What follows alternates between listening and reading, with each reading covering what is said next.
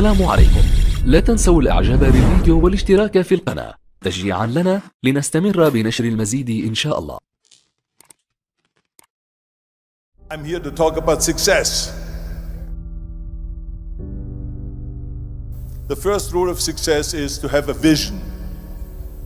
You see, if you don't have a vision of where you go, and if you don't have a goal where you go, you drift around and you never end up anywhere.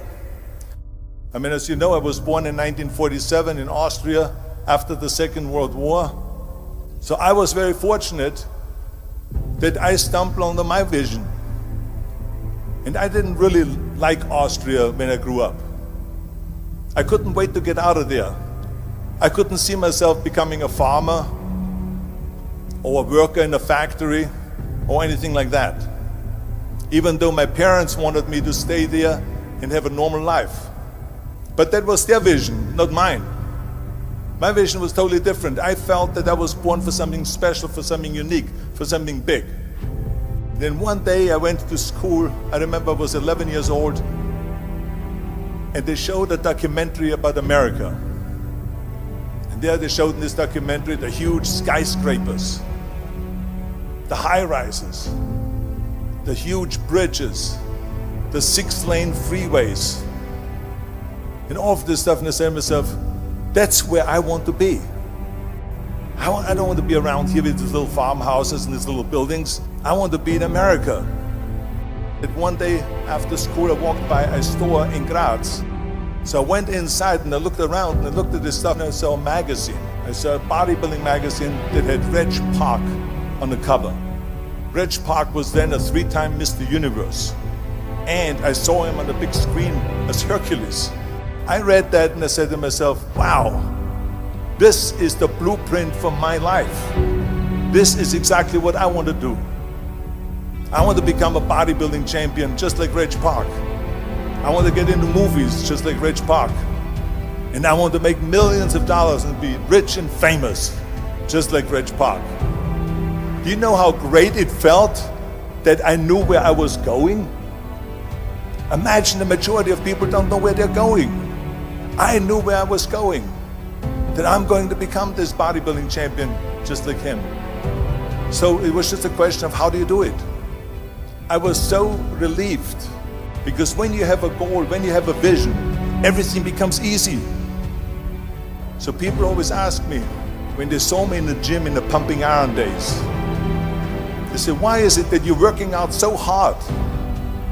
5 hours a day, 6 hours a day, and you have always a smile on your face. And I told people all the time, I said, because to me, I'm shooting for a goal. In front of me is the Mr. Universe title. So every rep that I do gets me closer to accomplishing that goal, to make this goal, this vision turn into reality. Every single set that I do, every repetition, every weight that I lift will get me a step closer to turn this goal into reality.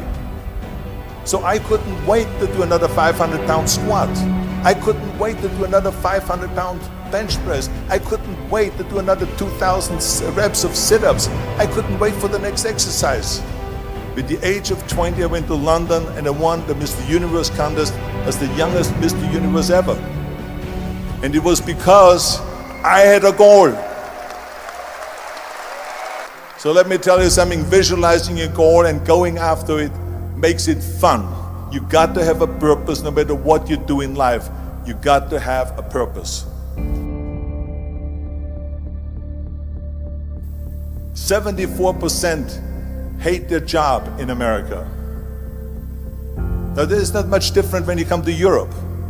The majority of people don't like what they're doing, because they're really not doing it because they didn't have a goal and they followed this goal.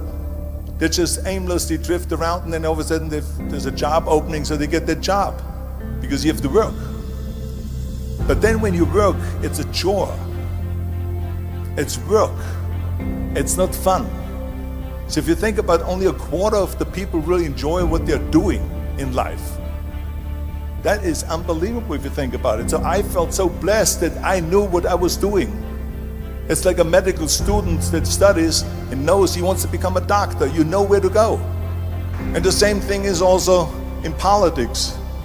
I remember that in politics, I had a very clear vision that I will be the leader of California. This is as far as I could go because I was not born in America, so I could not run for president. So being the governor of the fifth largest state, I should say the largest state, the fifth largest economy in the world, was for me really the ultimate title, the ultimate accomplishment in politics. So even though people came up to me and says, why don't you go and run for something smaller, you're never gonna make it. I ran for governor and then 2 months later I became governor of the state of California. Again, because I had a very clear vision what I'm gonna do with California. So that's rule number one, have a vision. Rule number two is, don't listen to the naysayers. Don't listen to the naysayers.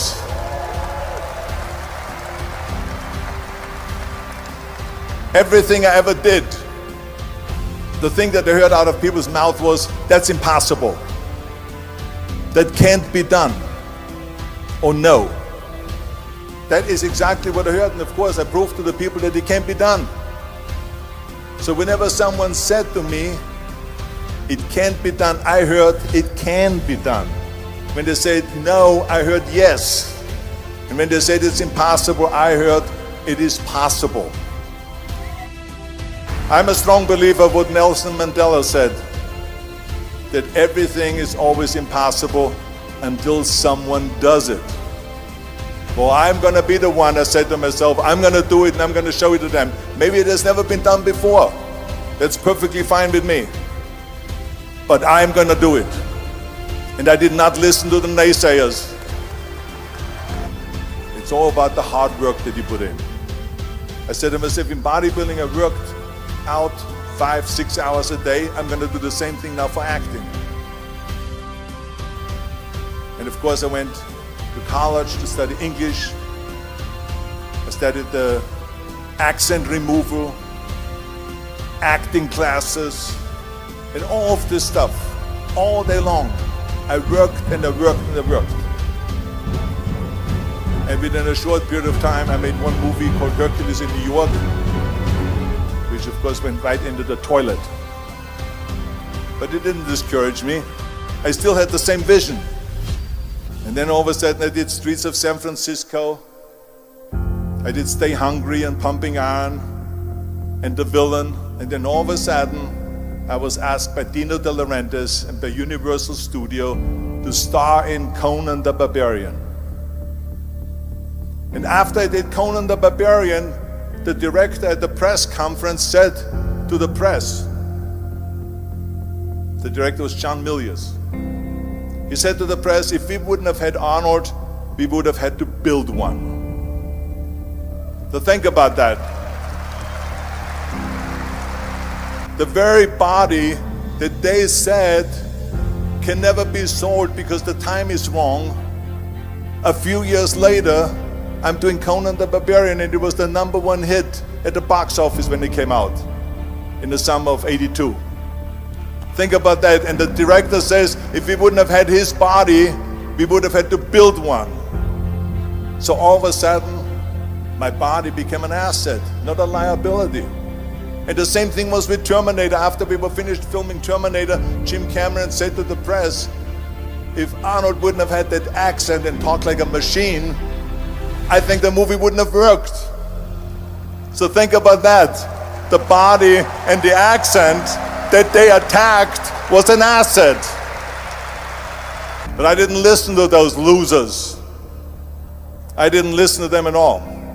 It's just the reality of it is that you cannot listen to the naysayers. So this is a very important lesson for all of you.